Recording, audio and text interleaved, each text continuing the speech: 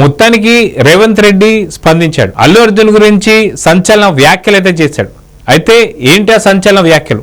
గత కొద్ది రోజులుగా సంధ్యా థియేటర్లో జరిగినటువంటి ఇన్సిడెంట్ గురించి అందరికీ తెలిసిందే.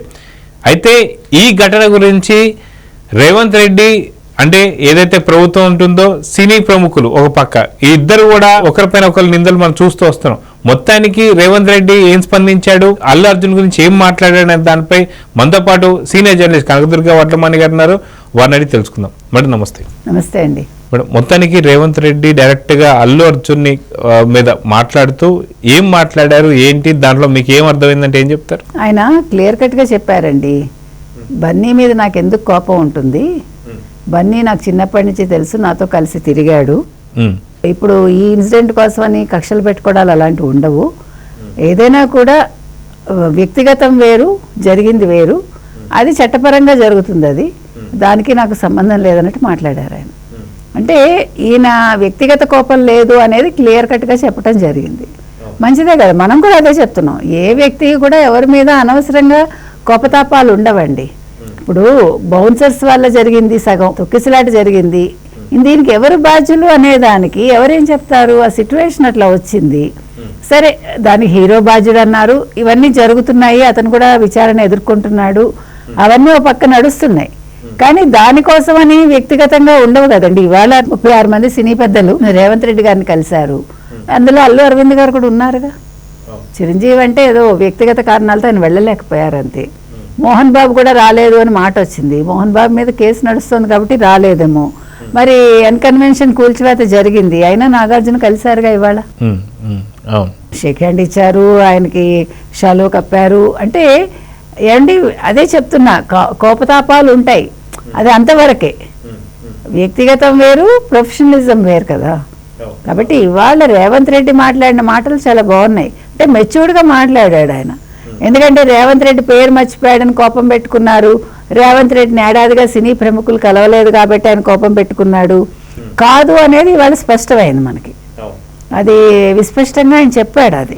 కాబట్టి ఉంటాయండి చిన్న చిన్న సంఘటనలు, మనిషి బాధపడచ్చు, తప్పే ఉంది. నేను ఒక ముఖ్యమంత్రిని, నన్ను కలవకపోవటం ఏంటని అనుకోవడం తప్పులేదు. ఎందుకంటే ఇండస్ట్రీ ఎంత పెద్దదో ప్రభుత్వం అంతకంటే పెద్దది కదా. ప్రభుత్వం లేకుండా ఇండస్ట్రీ మనుగడ ఎలా కొనసాగుతుంది? అదేవిధంగా ఇండస్ట్రీ సహకారం లేకుండా ప్రభుత్వం కూడా కొనసాగదు. ఏదైనా కూడా ఇచ్చిపుచ్చుకునే వ్యవహారాల్లో నడుస్తాయి. కాబట్టి ఫస్ట్ నుంచి కూడా సినిమా ఇండస్ట్రీ ఎవరిని దూరం పెట్టలేదు. కాబట్టి ఏడాదైనా ఎందుకు రేవంత్ రెడ్డిని కలవలేదనే ప్రశ్న ఉద్భవిస్తుంది కూడా. అయితే ఏదైతే రేవంత్ రెడ్డి చేసే వ్యాఖ్యలు ఏదైతే ఉన్నాయో, అల్లు అర్జున్ గురించి మాట్లాడుతూ ఏదైతే గతంలో జరిగిన అరెస్ట్ ఏదైతే ఉందో దాని గురించి మాట్లాడుతూ మళ్ళీ రేపొద్దున శ్రీతేజ్కి ఏదైనా అయితే మళ్ళీ అరెస్ట్ కాబోతున్నాడు అని చెప్పి రేవంత్ రెడ్డి అన్నాడు అని చెప్పి వ్యాఖ్యలు వస్తున్నాయి. సో నిజంగా రేవంత్ రెడ్డి మాట్లాడినాడు, మళ్ళీ అల్లు అర్జున్ని అరెస్ట్ చేయాల్సి వస్తుందని చెప్పి అన్నాడా లేదంటే ఏం చెప్తారు? నాకు తెలిసి అని ఉండరండి, ఎందుకంటే ఇవన్నీ చట్ట పరిధిలో ఉండేవి, ఆయన ఎందుకు మాట్లాడతారు? ఇప్పుడు అయిపోయింది, జరగాల్సినవి జరిగిపోయాయి, వాళ్ళ కుటుంబానికి చేయాల్సిన సాయం వాళ్ళు చేశారు. ఇప్పుడు ప్రాణం అనేది ఎవరు పోయలేంది, తీయలేంది నన్ను అడిగితే. అది ఎలా జరిగినా కూడా తప్పే, అది వేరు. కానీ ఇప్పుడు శ్రీతేజ్ చనిపోయాడని కొత్తగా ఇంకో కేసు పెడతారా అంటే అది చట్టం చూసుకుంటుంది, దానికి రేవంత్ రెడ్డి గారికి సంబంధం ఉండదు. ఇప్పుడు రేవంత్ రెడ్డి గారికి ఏమైనా వ్యక్తిగత కోపాలు ఉంటే కావాలని అరెస్ట్ చేయించాలి. ఇప్పుడు మన విచారణకి పిలిచారు, అరెస్ట్ చేయలేదుగా. చేయించాలనుకుంటే ఎంతసేపు రేవంత్ రెడ్డి గారు నిజంగా అనుకుంటే ఎంతసేపు అండి ఒక ముఖ్యమంత్రి అనుకుంటే? మనం జగన్మోహన్ రెడ్డి ప్రభుత్వంలో చూడలే, ఎన్నో చూసాం మనం. కాబట్టి సినిమా ఇండస్ట్రీని అక్కడ అవమానిస్తే ఈయన సినిమా ఇండస్ట్రీని హక్కును చేర్చుకోవాలని చూస్తున్నాడు. ఈయన ఇవాళ చెప్పాడు, నేను సినిమా పరిశ్రమలో ఉండే సమస్యల పరిష్కారం కోసం FDCకి అంటే చలనచిత్ర పరిశ్రమ మండలికి నేను ఎక్కువ అధికారాలు ఇస్తాను, వాళ్ళకి ఫ్రీ హ్యాండ్ ఇస్తానని ఆయన ఇవాళ చెప్పాడు. మరి ఆ మాట ఎందుకు చెప్పాడు? కోపం ఉండుంటే చెప్పరుగా. ఇవాళ ఆయన అనేది ఏంటంటే బౌన్సర్స్ వద్దన్నాడు. నన్ను అడిగితే చాలా మంచి విషయం. గతంలో పెద్ద పెద్ద హీరోలందరూ కూడా ఏ బౌన్సర్స్ పెట్టుకుని ప్రజల్లోకి వచ్చారండి? మరి రామారావు గారి కోసం ఏ బౌన్సర్స్ ఉన్నారు అప్పట్లో? కాబట్టి బౌన్సర్స్ వచ్చాక లేనిపోని హడావిడి మొదలైంది అంతే. అంటే ఒక మనిషిని ఇంకో మనిషికి దూరం చేయటం అనే ప్రక్రియ జరిగింది. ఇప్పుడు బౌన్సర్లకు ఉద్యోగం కావాలంటే వేరే రకంగా ఇవ్వండి, దానికి ప్రభుత్వం ఆలోచించాలంతే. కాబట్టి హీరోలు అనేవాళ్ళు హడావిడి చేయొద్దు.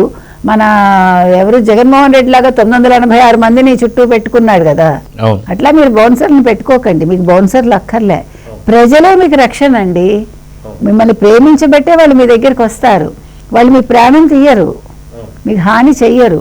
చిన్న చిన్నవి జరుగుతాయి, మీరు కొంచెం దూరంగా ఉండి మాట్లాడండి. What's wrong in it? ఈ లేనిపోని హడావిడ్ల వల్లే ఎక్కువ ఇట్లాంటి స్టాంపీడ్లు జరుగుతాయి. చుట్టూ ఎక్కువ మంది మనుషులు వద్దు, మీరుగా ఉంటే వాళ్ళు కూడా వాళ్ళుగానే ఉంటారు. కాబట్టి ఇవాళ ఇవన్నీ కూడా మంచి పరిణామాలేనండి. ఇవాళ తెలంగాణ రాష్ట్రంలో జరిగినవన్నీ నిన్నటి వరకు ఏమనుకున్నాం మనం, సినిమా ఇండస్ట్రీ తరలి వెళ్ళిపోతుందని అనుకున్నాం మనం. ఇవాళ అలాంటి సిచ్యువేషన్ రాదు, మీకు నేను అండగా ఉన్నాను అని ఆయన చెప్పారు. కాబట్టి వాళ్ళు కలిసికట్టుగా పనిచేసుకోవాలి. అలాగే ఆంధ్రప్రదేశ్ని వీళ్ళే నెగ్లెక్ట్ చేయరు సినిమా ఇండస్ట్రీ, అక్కడ వాళ్ళు షూటింగ్లు జరుపుకుంటారు. కాబట్టి గతంలో లాగా స్నేహ సౌభ్రాతృత్వంతో వీళ్ళు ముందుకెళ్లాలని మనం కోరుకుంటున్నాం. సో చూద్దాం మేడం, ఖచ్చితంగా రేవంత్ రెడ్డి గారు చేసిన వ్యాఖ్యలు ఏవైతే ఉన్నాయో బన్నీ గురించి కావచ్చు, రాబోతున్నటువంటి భవిష్యత్తు గురించి, సో ప్రతి ఒక్కరికి అర్థమైందని చెప్పి అనుకోవాలి. కానీ దీన్ని వక్రీకరిస్తూ రేవంత్ రెడ్డి మళ్ళీ అల్లు అర్జున్ అరెస్ట్ కాబోతున్న వార్తలు స్ప్రెడ్ చేస్తున్నారు. సో చూద్దాం ఏం జరగబోతుంది. అంటే అక్కర్లేని వార్తలు స్ప్రెడ్ చేయొద్దండి, అంతే. ఇప్పుడు లేనిపోని మనస్తాపాలు ఇంకా మనం తీసుకురావద్దు. ఒక ఇన్సిడెంట్ జరిగిపోయింది, ఇప్పుడు దానివల్ల ఒక మంచి పరిణామం జరిగింది. కాబట్టి ఒక చెడులో ఒక మంచి, అంతే. సో చూద్దాం మేడం ఏం జరగబోతుంది. నమస్తే. నమస్తే అండి.